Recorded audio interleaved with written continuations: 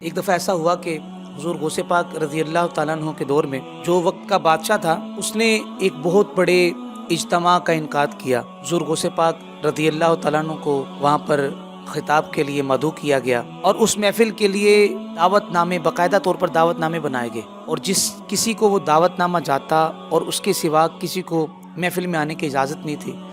جن کے ہاں دعوت نامہ گیا تھا وہی لوگ محفل کے لیے مدعو کیے گئے۔ ایک خاتون تھی، بڑھیا تھی، اسے حضور غوث پاک رضی اللہ تعالیٰ عنہ سے اس قدر محبت تھی، وہ بغیر دعوت نامے کے اپنی بیٹی کو لے کر اس محفل میں چل پڑی، آپ کی زیارت کے لیے چل پڑی۔ تو جب وہ حضور غوث پاک سے اسے محبت تھی، وہ محفل میں بغیر اجازت کے چل پڑی، بغیر دعوت نامے کے چل پڑی اپنی صاحبزادی کو لے کے۔ تو جب اپنی صاحبزادی کو لے کے اس محفل میں گئی نا، تو وہاں پر گارڈز اور جو روکے وہ جو چوکی دار ہوتے ہیں، انہوں نے روکا کہ بی بی تیرے پاس اس محفل کا دعوت نامہ ہے؟ کہا کہ بھائی دعوت نامہ تو نہیں ہے، لیکن میرے پیر و مرشد یہاں پر تشریف لا رہے ہیں، میں ان کی زیارت کے لیے حاضر ہوئی ہوں۔ کہا کہ نہیں بی بی، یہاں پر وہی لوگ آئیں گے جن کے ہاتھ دعوت نامہ، جن کے ہاتھ میں دعوت نامہ ہوگا، جنہیں دعوت نامہ پہنچا ہوگا، وہی لوگ اس محفل کا رخ کریں گے، وہی لوگ اس محفل کے مہمان بنیں گے۔ تو وہ بڑھیا بڑا اصرار کیا بڑھیا نے، لیکن چوکی داروں نے اس محفل میں انہیں بیٹھنے کی اجازت نہ دی۔ اپنی بیٹی کو مایوس ہو کر اپنی بیٹی کو لے کر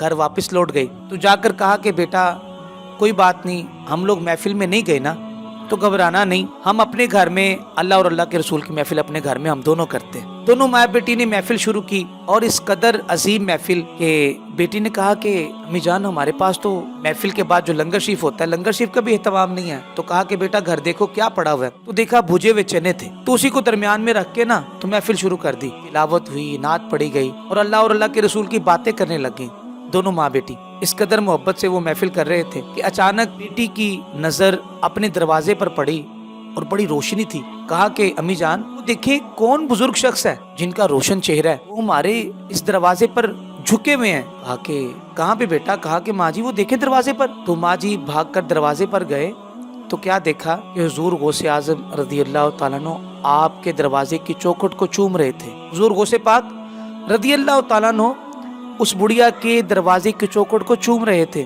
میں اس چوکھٹ کو کیوں نہ چوموں؟ بڑھیا نے دیکھا نا، تو بڑھیا دیکھ کے حیرت زدہ ہوئی اور پوچھا کہ آپ ہمارے غریب خانے پہ اور آپ یہ کیا کر رہے ہیں؟ تو کہنے لگے کہ آپ نے جس قدر محفل کا اہتمام کیا، جس محبت سے کیا، میرے نانا جان پیارے آقا صلی اللہ علیہ وسلم آپ کے گھر میں تشریف فرما تھے، اور انہوں نے ساری محفل آپ لوگوں کی سنی، اور ان کے حکم پر ہی میں اس گھر میں حاضر ہوا ہوں۔ تو آپ یقین مانیں کہ آپ جس قدر محبت کرتے ہیں کسی اللہ کے ولی سے، اللہ کے محبوب بندے سے، اللہ کے نبیوں سے، اسی قدر آپ کو اس کا صلہ اللہ پاک عطا فرماتا ہے۔ تو ہمیں یہ میسج ملتا ہے کہ آپ جب محفل کا اہتمام کریں تو کوئی خاص و عام کا اہتمام نہیں، سب کے لیے یکساں اہتمام کریں۔ اللہ رب العزت ہمیں ان محافل کی برکتیں خوب لوٹنے کی توفیق عطا فرمائے۔ وما علینا الا البلاغ المبین۔